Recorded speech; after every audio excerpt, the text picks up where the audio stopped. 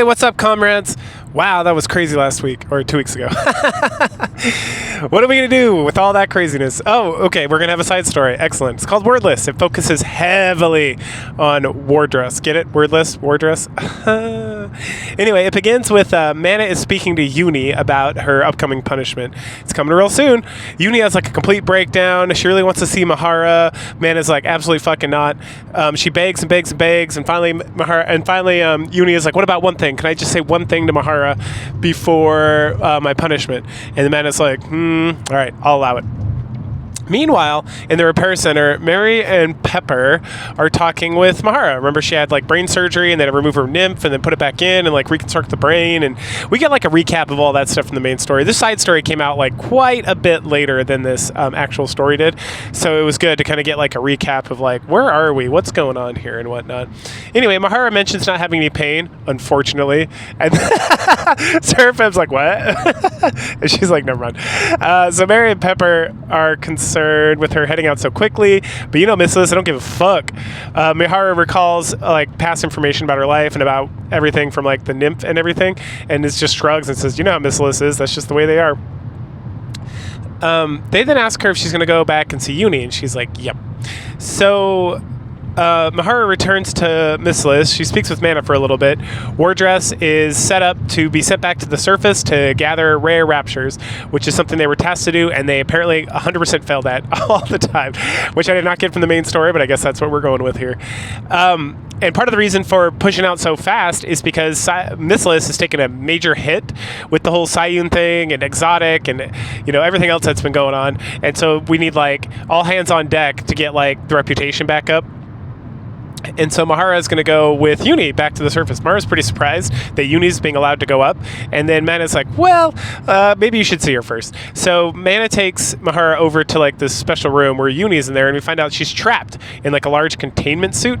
Almost like, what's that fucking guy's name? That's on the tip of my tongue. From StarCraft. The Marines generally, the Space Marines for the lore of StarCraft, are not all, but a lot of them are prisoners that are sealed inside their suits, and there's like bombs inside their suits. And so if they try to fuck around, they're going to find out, right? And then, what's that guy's name? In the StarCraft 2, there's Jim Raynor is the main character, but his buddy who tries to betray him, Tacius? Tyranius? Something like that. Anyway, that's his whole shebang. There. And so Yuni's in like a similar suit, only this one's got like rapture legs instead of Nikke legs, and she's like, huh. And the man is like, I assure you she's still a Nikke, mostly. So also they took away her voice and they forcefully injected her with a nymph. Mihara follows up with some questions about, so this is what the Enix's decision was, and it's like, no, well, Enix's decision was forcefully put the nymph back in there, and Yuni has to spend the rest of her days serving mankind. The rest of this was Jian's fault. Or Jian's decision. And it's like, who the fuck's Jian? I had the same question, because who the fuck is Jian? Jian is Sayun's half-sister who keeps like completely anonymous and away from the public eye. She just like hangs out in MMR and does like shady fucking experiments with like raptures and stuff. And don't you fret, we get a lot more of her. It's a little bit of ways, but she, she's like, she's a major player in like the background of stuff that's going on. So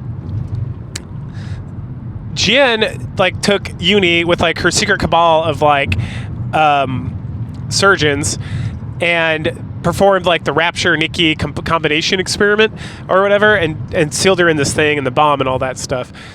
And so, oh goodness, okay. So once Mana is like, all right, well that's all I got for you, and she leaves, Yuni starts like really freaking out, and Mihara gives her a hug to calm her down. She then tries to figure out what Yuni is saying to her, because it seems like Yuni at first is crying, but then no, she's like repeating herself over and over again, and all she's saying is like coo coo coo coo. And so then we get like a little like montage of Mihara coming to visit every day and like figuring out maybe she's saying something, or she's like, oh, I don't think she's crying, I think she's trying to give me information, and she's getting super frustrated about the whole situation. So she goes back to visit Seraphim and mentions like, hey, if I wanted to talk to like an exotic animal or a wild animal, what would I need to do? And they're like, what do you mean? And then Pepper's like, wait, does this have to do with Yuni? And Mihara's like, I can either like admit or deny. And then Mary's like, Pepper, just leave it alone. I think if you want to talk to somebody or something that can't communicate like a normal human, you should really talk to Happy Zoo. And then, oh, Happy Zoo, yeah, like Biscuit and what's her name? Noir? God, I forgot the cat's name. Anyway, but there's a third member, which we're going to get to in an event in a few months. Because I only do 2 of these a week, or 2 of these a month. And that's Leona. She has a giant lion named Timmy. Hooray! So Mary says she'll talk to Leona, and then she'll send her over to the MMR so that she can try to help Mihara communicate with whatever she needs to communicate with. So a bit later on, Leona comes to visit. Mihara kind of explains the situation to her and what needs to happen. Leona signs all like the, what do they call it? The like agreements not to say anything. And then she gets introduced to Yuni, and so does Timmy. And so Leona is like trying to talk to Yuni, but she's not looking at her at all. And then she's like, "Hey, Mihara, back up against that wall." And so she does, and she's like, "All right, come back over here." All right, so I can't communicate with Yuni because she doesn't want to communicate. And part of what communication is 2 people wanting to like give information back and forth, and she only has eyes for you. Like every time you move, she follows you with her eyes. So you're gonna be the one who has to communicate. And then they talk a little bit about communicating with like animals and communicating just generally and how it works and whatnot. And that like you really don't need like. Leona has Mihara like look Yuni in the eyes, and then Mihara is able to start like gathering information about Yuni based on just like her looking in her eyes and seeing where she's looking and kind of the noises she's making and whatnot. It's all pretty good stuff, not gonna lie. So they work on that a little bit with Leona's help before Leona's like, "All right, well, it's all up to you now. Just kind of like work together and kind of do whatever." And then Mihara asks her if there's anything else, any other advice she can give. And Leona mentions that the more she can know about their past relationship, because remember, Mihara's now been mind wiped like twice, just in like the story and whatnot. The first time when Rappy was like not mind wiped because she doesn't have nymph, and then this time when like her brain got like blown up by Yuni and she like barely survived. So there's like pieces of like the nymph contains like pieces of like what's going on in the background, but this Mihara is essentially like a new Mihara, right? Which is like one of the horrors that we talk about with this game that is not like super addressed most of the time. So okay, so she starts working on. She's like, okay, I got to go figure out what's going on. At that point, we get like a funny brief about Wordless, and this is where we get the information that like Wordless was designed as like a premier league by Sayun. So she did Mantis, and then she did Wordless. And Wordless was supposed to be like a new form of Nikke and all this stuff. And there's a big presentation and all this, but then Wordless just completely failed. Like they went to Chatterbox and got the BTFO'd, and then things were just bad. And the whole thing with Yuni and the terrorists and whatnot. And so it's just been like complete embarrassment for Sayun. Anyway. That's just like shoved in there. And then so Mihara goes to visit Yuni's room, but it's been completely cleared out, obviously, because she's like a convicted criminal. But she does find a torn up pieces of paper that when she puts them together, it's a picture of the 3 of them, of Sayun, Yuni, and Mihara standing together. And then Mihara has like a headache, and she has like a recollection of the day they all took the picture. It was like the day they were going to be announced as promotional, and it was like super happy and everyone was having a good time. And then Mana walks in the room and is like, "What are you doing here?" And Mihara's like, "Well, I came here to like find out information. Maybe you have some information." Mana's like, "I have no information about criminals.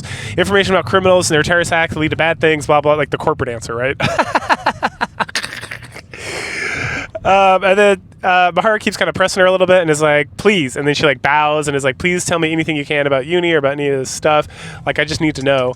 And finally, Mana like takes a look at the trash bin where like the torn up picture was, and she's like, "Well, I have this USB stick. It's a video. It's got a video on there of an interview that has nothing to do with the terrorists, nothing to do with terrorist attack or anything like that.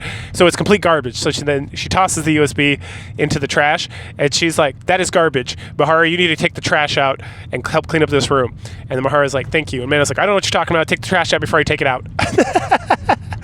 And then Mihara like meanders out of there, and Mana's like thinks about like the promise that she made Yuni about telling Mihara something.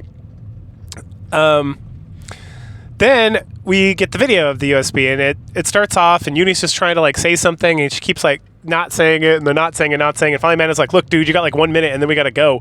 You gotta figure this out." And Yuni's like, "Okay, I'm gonna do it." And then finally, Yuni's finally able to ask the question or say the one sentence that she wants to say to Mihara, and that statement is, "Does your head still hurt?" And this causes Mihara to like race back to Yuni and like say it again. Tell me the last thing you want me to say. And then Yuni's like, "Coo, coo, coo, coo, coo, coo, coo," which is what she's been saying this whole time. And then Mihara realizes that Yuni just really she cared so much for Mihara that she just wanted to like make sure she was okay, and that like she shot her in the head and it like broke her and made her like super sad. So at this point, Mihara like runs up and like hugs Yuni, and she cries and Yuni cries, and we get some like sexy anime drawings of Mihara, who I do not find attractive, in her like original form. Don't worry, she gets a better form. And I'm not into the bondage thing. That's part of the problem. But also her original model is just like, man. So, but she's drawn very sexily. And so they cry and cry. And then Mihara has this whole like speech about loving her and about being best friends forever. And about how no matter what, they're always going to be friends. And how no matter what happens, they care for each other. And that even if no one else will ever forgive Yuni for what she did and never allow her like any kind of like leeway or whatever, that Mihara will forgives Yuni, and hold no hard feelings or anything like that. And it's like very sweet moment between the two of them.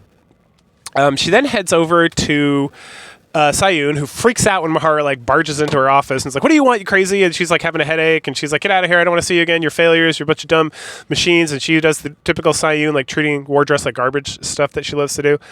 And then Mihara like begs for Sayun to give her like a bomb necklace like Yuni's that's tied, so if one dies, they both die. And Sayun's like, "I can't believe you're asking for this, something. But finally she like agrees to it. She's like, fine. And then Mihara is about to leave, and then she turns back and says, "Hey, thank you for everything." And then Sayun's like, "What crazy like robot thing are you saying to me now?" And Mihara's like, "I don't know. When I think about never seeing you again, it makes my heart really sad. So whatever history we had, it must have been nice, and we must have been friends. So I just want to say thank you for whatever you did for me in the past and Yuni and stuff." So he's like, "Get out of here, you rust bucket." And then Mihara like leaves, and then Sayun like rants some more, and then is like, "Oh, I got a headache. I can't deal with this." We get like a later on, Mana wakes Mihara up. She says the bomb's in there. She asks if she can see, hear, blah, blah, blah. And then we see she has this rockin' new body, which we don't get access to in the game till like much later. So this story event came out, I don't even know, man. It came out around like the like year and a half anniversary, I want to say, if I remember correctly. And then this actual SSR Mihara came out like on the like a year later almost. Roughly, I would say it was roughly within a year. But it's excellent. It's much hotter. The whole thing is much better. And this whole thing was like, this body was made originally by Sayun as an upgrade. So they did the promotional thing with Wardress. And then after they caught Chatterbox, they were supposed to come back, and then she would get the new body and everything was going to be great, but that didn't happen. So the body just stayed there. So why did she get the new body? Because Sayun ordered that she get the new body. Mihara's super happy about that, and then Mana questions the bomb thing, and then Mihara tells this like funny story about like a kid being sad and no one, being all alone, and that she wanted to be there, and how friendship is magic and all that stuff. And Mana's like, got it, friendship is magic. So later on, still on the surface, Mihara and Yuni are walking side by side off to capture somebody and bring him back, some rapture, and bring him back within a month. And then Yuni like recalls the first time we went to the surface, and her and Mihara talking about how excited they were. And then she goes cuckoo, and Mihara's like, "Oh, you forget, this is my first time on the surface because like I'm a new person essentially, and whatnot." And then they walk off to capture raptors, and that wraps up Wordless, which is the side story. So go ahead, like, share, subscribe, comment, and join me again in a couple of weeks, or next week. We're going to do Neverland, which is a big Christmas event for the first year, or it's actually the second year because the game came out in 2023. So the second Christmas event. And then after that, we'll get back into the main campaign with the new arc starting then. Cool. Bye.